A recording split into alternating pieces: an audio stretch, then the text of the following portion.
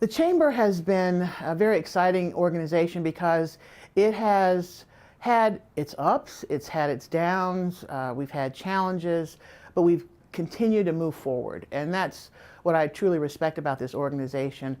During the 80th year, I've really felt the spirit of Margaret Stewart. She was someone who was a role model for me as a woman business leader, as someone who was absolutely dedicated to the Chamber. And I think about how the Chamber looked in the earlier years when it was the result of a segregated business community.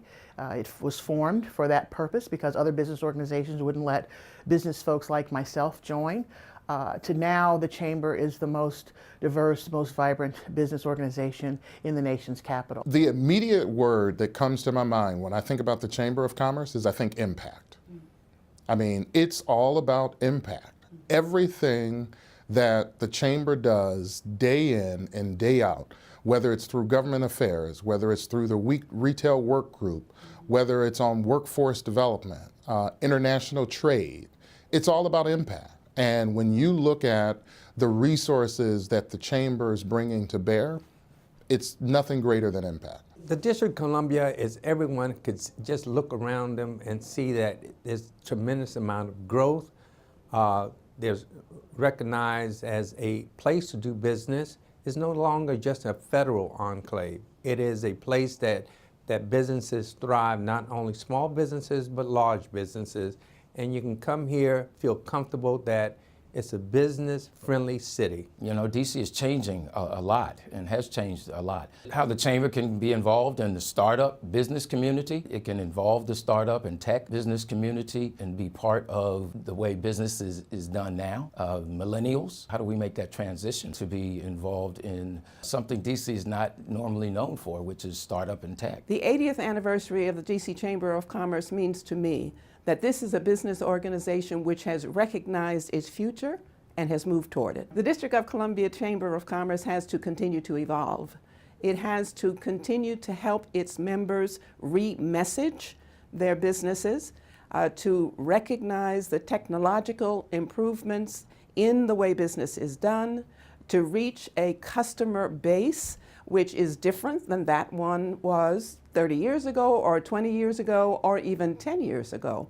The evolution of the Chamber is ongoing. I see continuing evolution. I see the Chamber helping to forge additional partnerships. What I love about the Chamber now is that it's really broadened the DMV. It's no longer, it's not just the District of Columbia. It's DMV, Maryland, Virginia, the surrounding jurisdictions, and international, because you do partnerships internationally as well. So I see a continuing evolution, making this a more dynamic international town, which it really is. Every mayor has put it to another level. You know, and that's wonderful. I mean, and the economic growth of businesses and ethnic businesses is excellent. I mean, and being part of the Chamber helps you get there. Having been the past chair a while ago, during a time when we were struggling to keep members, to build staff, to build a reputation, to be heard, the fact that we're now at 80 years and we are the center of business in the District of Columbia means a great deal. It means all the work that all of us that came before put in has paid off. But now the landscape is so broad and the city is growing so fast that there are possibilities everywhere. Our members now partner with companies coming into the city to do business. They also go outside of the city. They go internationally.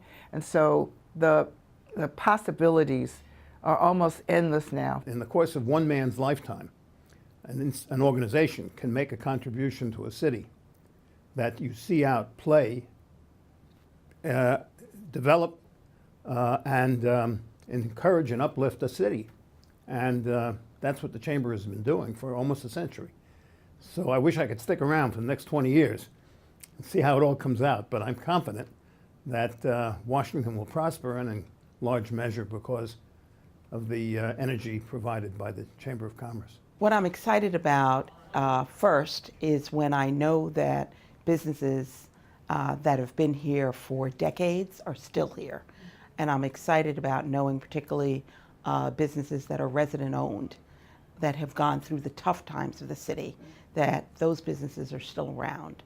And of course, I'm excited about the new businesses, being nimble, being able to meet the needs of business, being able to think creatively and out of the box on the new direction to go, and always to be an inviting place for everyone to come. Well, the growth, expansion, what's going on in the city and around the world, as a matter of fact, we have taken on a position of being the forerunner of what's happening within the minority business community. And consequently, the Chamber has grown to the point where it represents the entire city. Washington now has become a location of choice for many businesses. It's not just the government, but this is a good place, a good environment. The economy is growing. The marketplace is a strong market for many different businesses that come to this area. A destination for many people around the world. So it's going to develop a global economy. And what you're going to find is different people from all parts of the world want to locate in Washington, D.C. Since 1998, we've got a thriving downtown. We are literally running out of places to develop. Hopefully good, strong, fair, appropriate development will come to Southeast Washington. But we've got more businesses, more restaurants, more hotels, and more people downtown, not just at noon, but, after 8 p.m. At midnight. We have a thriving U Street. We have thriving H Street.